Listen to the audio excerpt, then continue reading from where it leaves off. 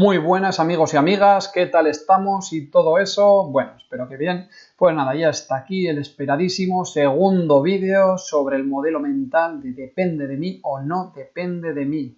Un modelo mental con el que veíamos cómo el mundo se divide entre todo lo que no depende de mí y todo lo que sí depende de mí. En este vídeo vamos a tratar este modelo mental desde el punto de vista, como ya anunciábamos en el anterior vídeo, más autoayudesco. Esta manera de ver el mundo, de dividirlo entre lo que depende o no depende de nosotros, es un pilar fundamental, una piedra angular de muchas de las escuelas tradicionales o actuales de la autoayuda.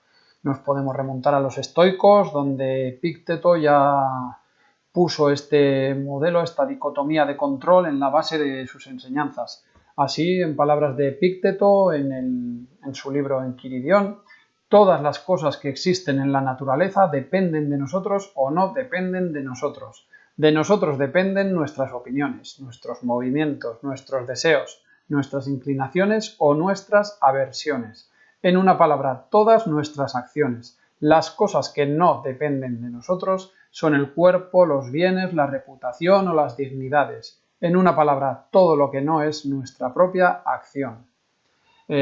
También podemos echar un ojo a esta frase, que es la frase talismán de mucha gente, la típica con la que muchos nos podemos llegar a tirar el moco, que dice: Dios, concédeme la serenidad para aceptar las cosas que no puedo cambiar, valor para cambiar las cosas que puedo y sabiduría para reconocer la diferencia.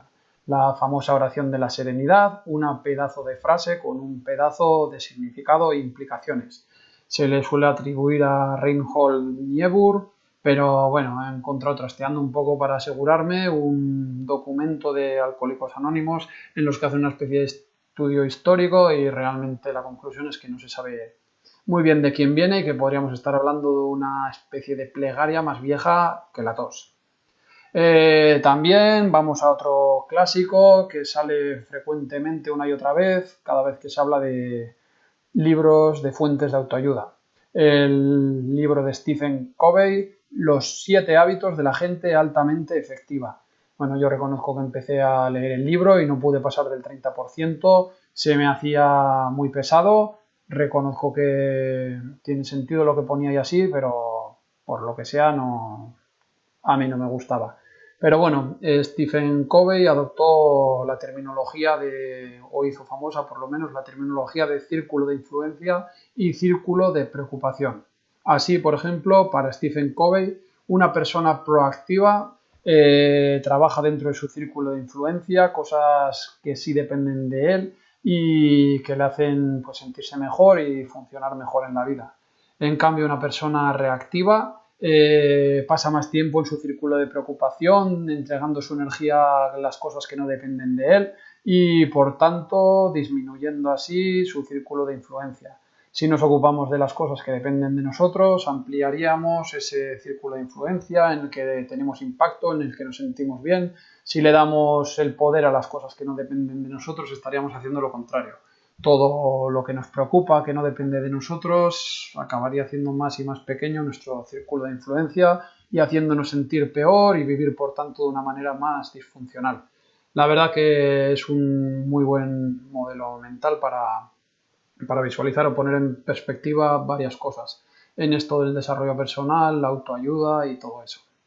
Podemos hablar también del clásico Flow. Bueno, esto en realidad era una serie de estudios de este señor, que no tengo ni idea de cómo se dice ese apellido, y este es el libro en el que lo recoge de una manera un poco más sencilla.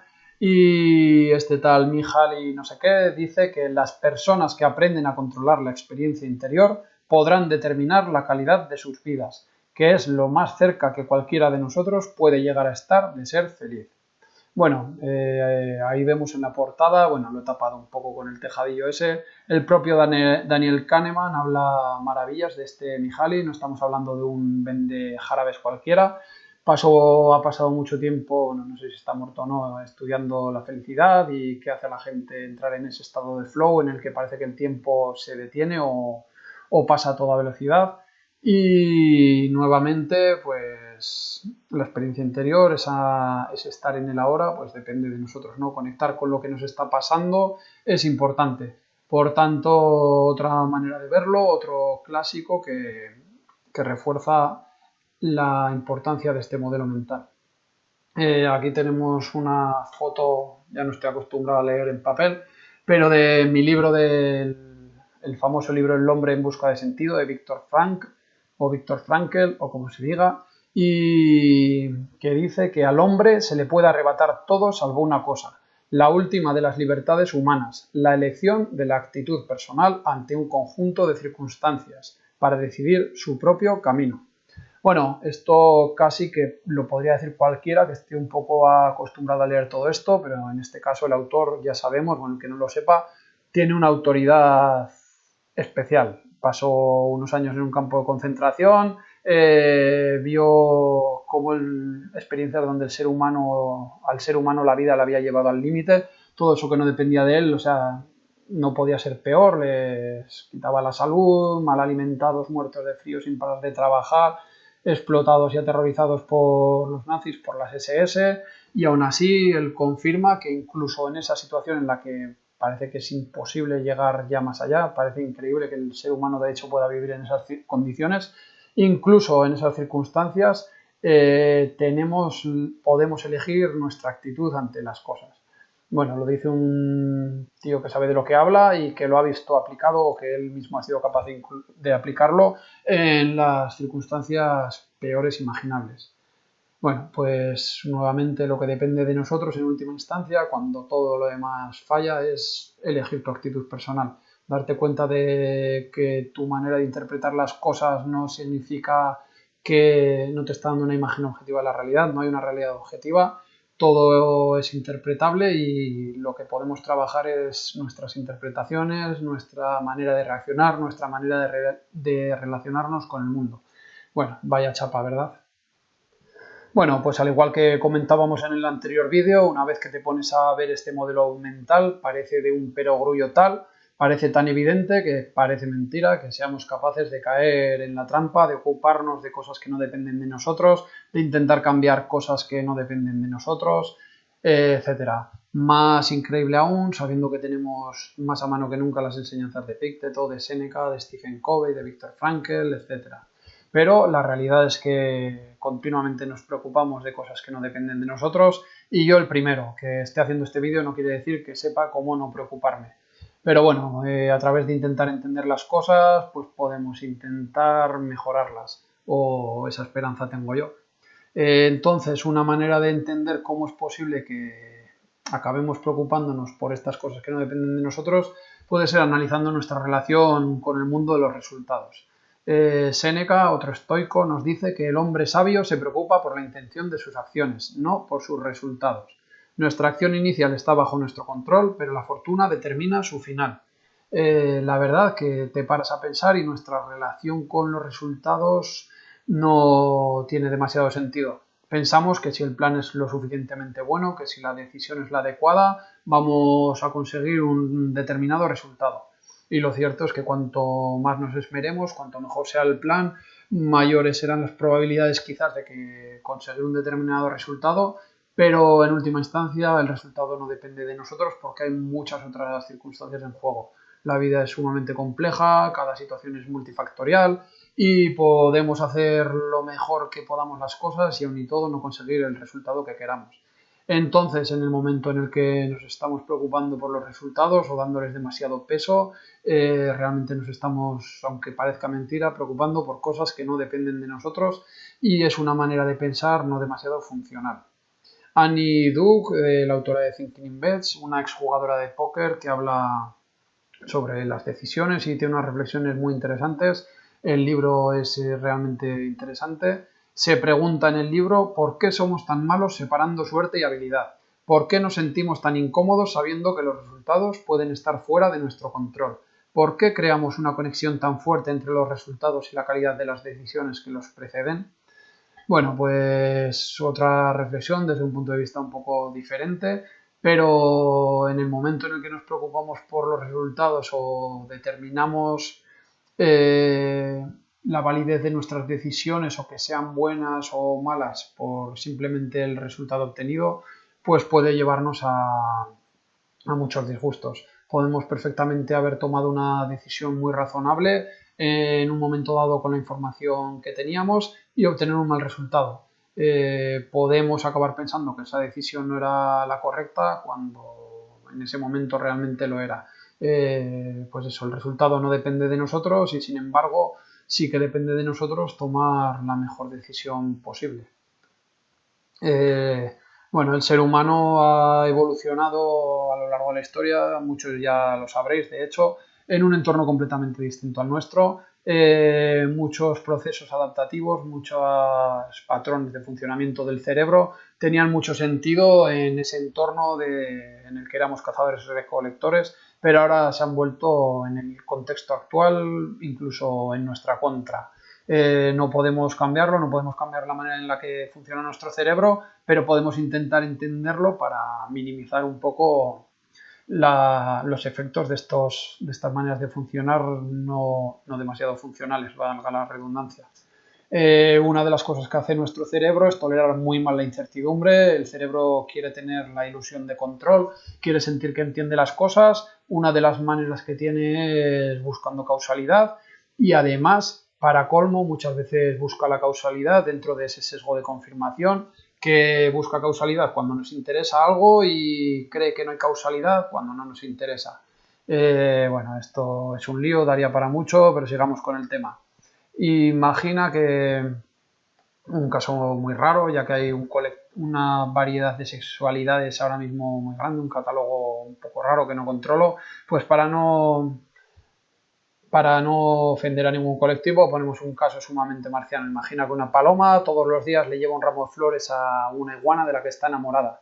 Y la iguana obviamente no se enamora de la paloma. La paloma no se da cuenta de lo raro, de lo difícil que sería que la iguana se enamorara de ella. De hecho, es rarísimo que una paloma se enamore de una iguana, pero dedica sus energías a preocuparse. Joder, ¿por qué no me quiere? ¿Qué estoy haciendo mal? Cuando en realidad está haciendo bien, está tratándole bien a la iguana, le está llevando todos los días flores. En este caso será más para que se las coma que para que las ponga en un jarrón, pero la iguana no se enamora de ella. La paloma se está preocupando en vez de meter su energía en hacer las cosas cada vez mejor y sentirse bien por el proceso y no por el resultado. De esta manera, con esta extraña analogía, podríamos estar preocupándonos porque una acción que hemos emprendido, una decisión que hemos tomado, no nos ha dado el resultado esperado. Es decir, estaríamos dando mucha energía al resultado porque no ha salido así, o imagina que estamos pensando qué pensarán de nosotros. Joder, yo creo que pensará que soy un flipado o pensará que soy tonto y realmente no depende de nosotros lo que pensarán, pero no podemos evitar pensar en qué pensarán de nosotros, incluso pensar que depende de nosotros lo que puedan pensar de nosotros. Entonces intentaremos hacerles la pelota o hacer lo que creemos que quieren o lo que sea. En definitiva, estamos agrandando nuestro círculo de preocupación y empequeñeciendo el de influencia. Por otro lado, podríamos estar quizás al revés y sentirnos las víctimas de una determinada situación. Imagina que somos unos frikis del fitness, de la alimentación, de la salud y a pesar de todo, pues oye, nos ha llegado una enfermedad muy jodida. ¿Y por qué yo? ¿Por qué yo? Si yo he hecho todo, me lo he currado, ¿por qué yo? Y no lo entiendes, pero bueno, la enfermedad te ha llegado y depende de muchas cosas y desde luego no depende de ti. Entonces, pues bueno, es inevitable preocuparse, darle vueltas, pero usando este modelo mental quizás nos podamos dar cuenta de que no tiene sentido, otra cosa es saber hacerlo, y quizás lo que podría tener más sentido es preocuparnos en intentar cambiar esa manera de relacionarnos con la enfermedad y de interpretar lo que nos ha pasado. Elegir nuestra actitud ante la enfermedad e incluso un plan de acción. Si es una enfermedad que tiene cura y tenemos cosas que podemos hacer, podemos dedicarnos a ello o cualquier cosa. Si no tiene cura, pues podemos, yo qué sé, si tenemos un colega que dirige una terapia experimental con psilocibina que te ayuda a cambiar tu manera de interpretar la realidad, que es muy prometedora, pues yo qué sé, igual puedes meterte unos monguis con un terapeuta e intentar cambiar, reenmarcar tu situación de una manera que consigas relacionarte mejor con la enfermedad, aceptarla o incluso llevarla con cierta alegría. De hecho, hay gente que consigue hacerlo. Lo de los monguis ya era un supuesto un poco raro. Pues nada, nuevamente, si nos preocupamos de por qué yo, por qué la enfermedad y no sacamos el foco de la enfermedad, estaríamos dándole de comer a nuestro círculo de preocupación y empequeñeciendo nuestro círculo de influencia. Bueno, es todo el rato lo mismo. ¿Qué podríamos hacer entonces? Volvemos a la simbología de los otros vídeos. Podríamos pararnos a pensar utilizando nuestro pensamiento estratégico para que este vídeo tenga algo de sentido y pues ese problema que nos agobia, esa preocupación, tratarlo como un problema, definirlo, ponerlo encima de la mesa, expresarlo en términos concretos y como hemos visto estos vídeos, como somos buenos estrategas, sabemos que nuestros recursos son limitados y tenemos que elegir. Para elegir tenemos que separar el grano de la paja y para ello podemos pensar en primeros principios. Podemos pensar en el caso de la enfermedad, por ejemplo, que por un lado como responsables de la situación está la propia enfermedad, que puede o no puede tener cura. Pensando así, pues oye, quizás podamos atacar las maneras lo que podemos hacer para favorecer esa cura. Podemos pensar, si no, en que otro de los problemas de la propia enfermedad es nuestra manera de sufrirla e intentar intervenir en nuestra manera de relacionarnos con nuestra enfermedad e intentar cambiar nuestra actitud. Fácil de decir, pero bueno, ya aún y todo hay gente que lo consigue. Podemos pensar también en Pareto para una vez identificados los primeros principios responsables de nuestra preocupación, intentar intervenir sobre los que más impacto podamos tener. Y por último, si no lo hemos hecho ya o no nos hemos dado cuenta, podemos pasar a estas posibles soluciones que se nos han ocurrido por el filtro de este modelo mental. Si lo que hemos pensado realmente depende de nosotros, por ejemplo, una dieta que es bastante efectiva para regular la resistencia a la insulina, incluso para revertirla, pues realmente depende de nosotros si podemos emprender esa acción. Si por el contrario hemos acabado pensando que vamos a hacer no sé qué para que alguien cambie su opinión sobre nosotros y vamos a juzgar todo el plan sobre si al final conseguimos que cambie su opinión, pues nos estamos centrando en algo que no depende de nosotros, en lo que van a pensar de mí o en a ver si consigo que se enamore y posiblemente nos lleve a frustrarnos y a preocuparnos. Pues nada, todas estas maneras, este pensamiento estratégico, si conseguimos ser funcionales, estaremos interviniendo sobre lo que depende de nosotros, estaremos ampliando nuestro círculo de influencia, estaremos viviendo con mayor satisfacción, viviendo de una manera seguramente más funcional. Ojalá lo consiguiéramos a menudo. Y eso, pues por recordar los pasos que podríamos proponer con el modelo estratégico, de pensamiento estratégico, identifica y define el problema, elige y para elegir separa el grano de la paja, utiliza el pensamiento de primeros principios, utiliza Pareto y por último, pásalo todo por el filtro de lo que depende o no depende de ti, para no caer en el error de estar basándolo todo en algo que realmente no depende de ti. Bueno, me he machacado mucho la idea todo el rato, pero creo que es importante y a mí me parece un modelo mental importantísimo. Espero que hayáis llegado al final, si es así, muchas gracias y nos vemos y pasarlo bien o bueno, lo que sea. Yo creo que con este vídeo acabo la serie de pensamiento estratégico. Quizás ya veremos, haga uno o dos vídeos utilizando ejemplos concretos para desarrollar ejemplos de pensamiento estratégico dentro de la medida de mis capacidades y bueno, y si tengo ganas o tiempo. Un saludo.